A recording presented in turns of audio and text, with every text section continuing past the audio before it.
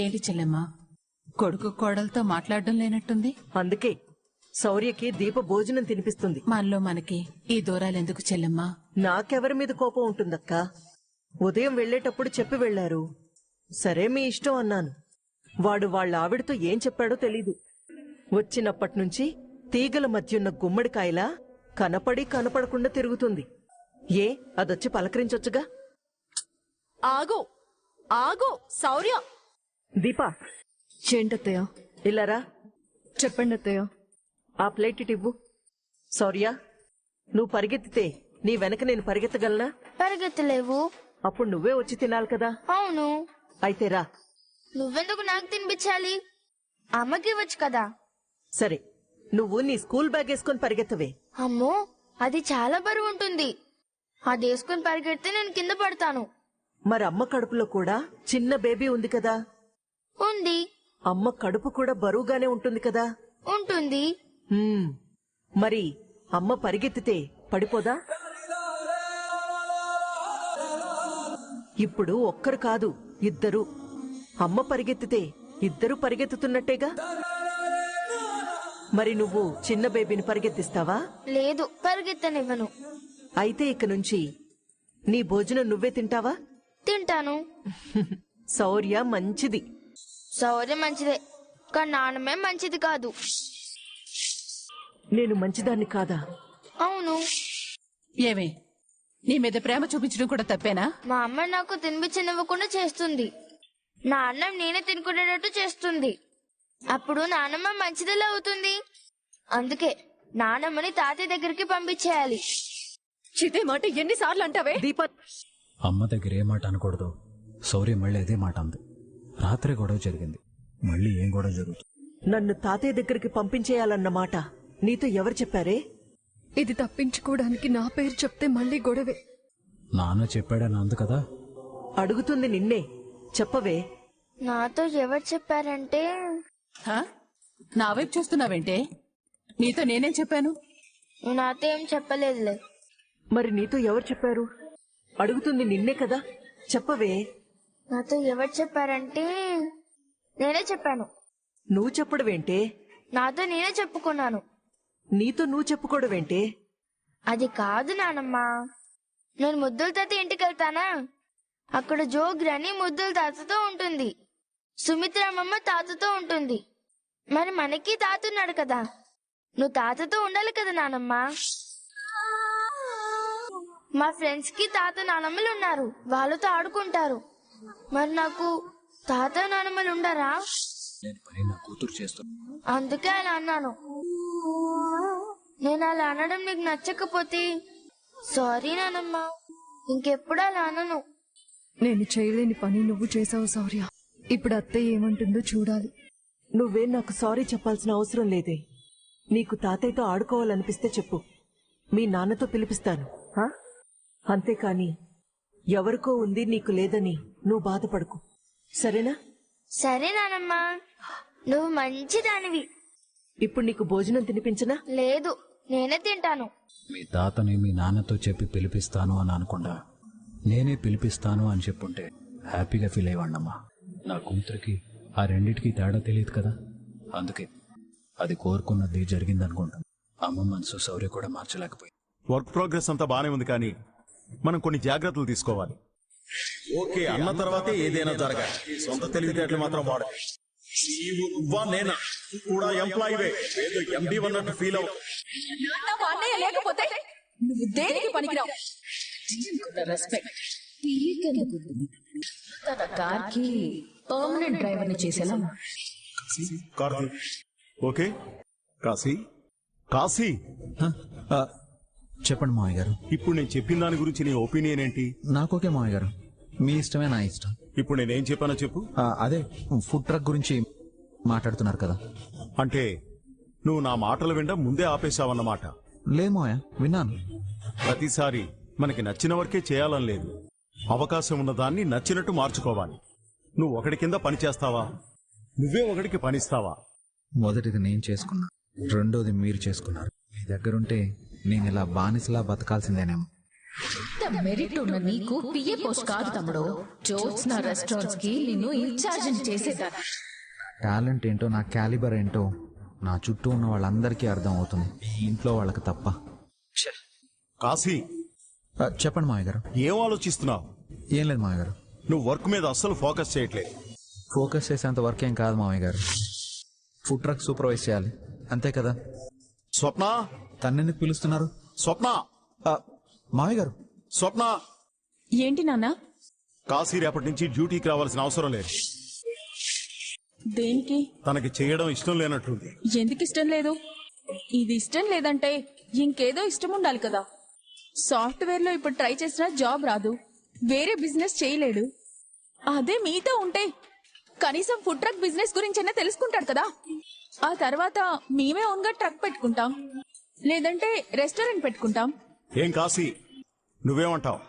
ఇప్పుడు నేనేం మాట్లాడినా గొడవ అవుతుంది. అడిగేది నిన్నే. ఓకే మావయ్య గారు, మీరేం చెప్పినా చేస్తాను. ఊరికే అటు ఇటు ఊగిసలాడక ఏదో ఒకటి చెయ్యి. నేను అదే అనుకుంటున్నా. రేపు నాకు ఇంటర్వ్యూ ఉంది, నేను కాస్త బిజీగా ఉంటాను.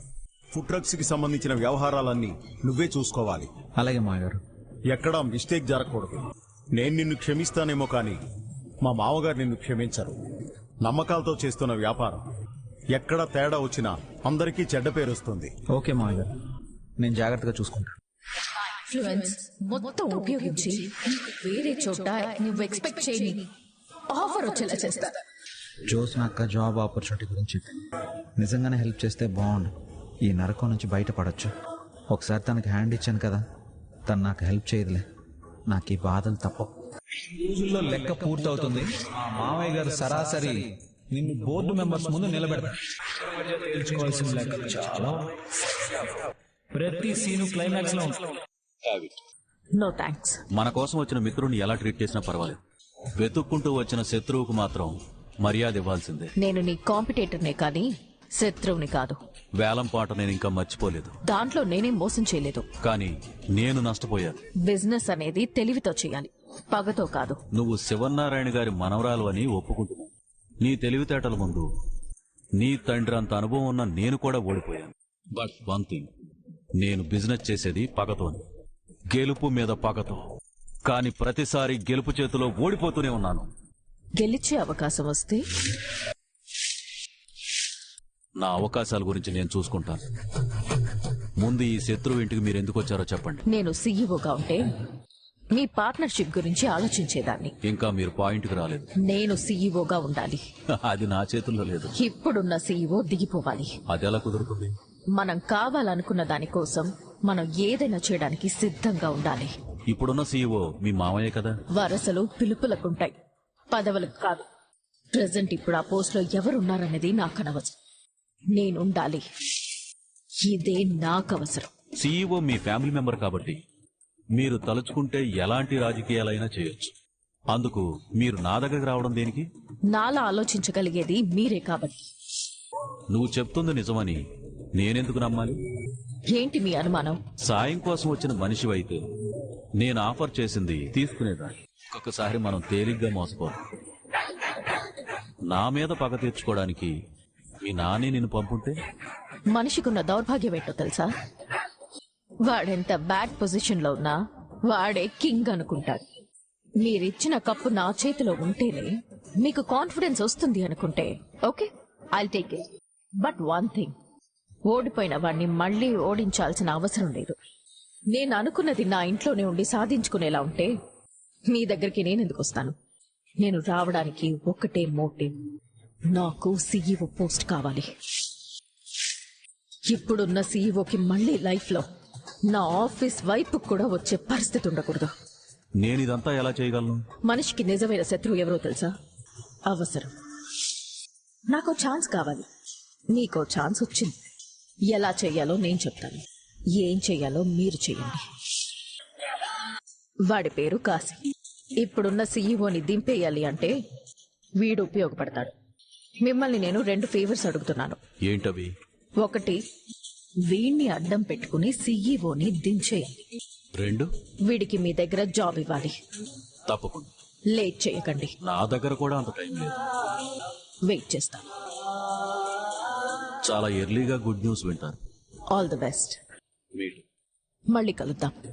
తప్ప నేను వచ్చిన విషయం ఎవ్వరికీ తెలియదు. కానీ మీరు చెయ్యబోయేది మాత్రం అందరికీ తెలియాలి. చూస్తారుగా? చూస్తాను. బాస్, నాకెక్కడో తేడా కొడుతుంది.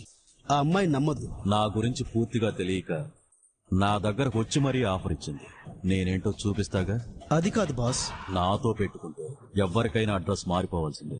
నాకు మాత్రం ఎక్కడో తేడా కొడుతుంది. ఏంటి మరదలా నువ్వు చెప్పేది? అవును బావా, కాశీని తన రూమ్ లోకి పిలిపించుకొని జోష్న మాట్లాడింది. బయటికి తీస్తే గానీ అర్థం కాలేదు. ఆవిడ గారు చేసిన అరాచకాలు లెక్క బయటికి చెప్తే శివనారాయణ గారు గుండె పట్టుకుని పడిపోయాయి. మరో విషయం కూడా అర్థమైంది. జ్యోత్స్న శివనారాయణ గారి మనవరాలు కాదు. ఏంటి బావా, ఏం ఆలోచిస్తున్నావు? అత్త పేరున స్థలం కొన్నానని కంపెనీ డబ్బుని జ్యోత్స్న వాడేసింది కదా. అవును, అలాంటివి జ్యోత్స్న చాలా చేసింది పా. నీకెవరు చెప్పారు? అవి చెప్పడానికే నాన్న నన్ను స్కూటీ మీద వెళదాం. అఫ్ కోర్స్ ఆ ఫుడ్ ట్రక్ ఐడియాకి పబ్లిక్ లో ఉన్న రెస్పాన్స్ గురించి కూడా చెప్పాడనుకో. కొన్ని వీడియోస్ కూడా చూశాను. కానీ నాన్న మేజర్గా చెప్పాలనుకున్నది జ్యోత్స్న చేసిన ఫ్రాడ్ గురించే. అవన్నీ బయటకు వచ్చాయంటే తాత జ్యోత్స్నను క్షమించడు. అంటే కంపెనీకి జోష్న నష్టం తీసుకొచ్చిందన్నమాట. ఇదంతా చూసి జ్యోత్స్న నిజంగా ఇంటి వారసురాలా అని నాన్న అడిగాడు. అనుమానం మొదలైంది. నిజం చెప్పేద్దాం అనుకున్నాను. మరేం చెప్పావు బావా? ఆ మనిషి బుద్ధి అలాంటిదే అని మాట దాటేశాను. ఇదంతా ఎప్పట్లోగా బయటపడొచ్చు? తొందరలోనే. మరి కాశీని జోష్న ఎందుకు పిలిచింది? ఇదంతా జోష్నకి తెలుసా? తెలిసే ఛాన్స్ లేదు. కాశీకి జ్యోత్స్న ఎలాంటిదో తెలుసు కదా. ఒకసారి జ్యోత్స్న చేతిలో మోసపోయాడు కూడా. చచ్చినా నమ్మడు. మరెందుకు వచ్చినట్టు? పారు కోసం అయి ఉండొచ్చు కదా. అదే నిజమే, కానీ జోష్నతో మాట్లాడడం చూశాను. జ్యోత్స్న గురించి మనకు తెలిసిందే కదా. తనకి అవసరాలు ఉంటాయి గానీ ఎమోషన్స్ ఉండవు.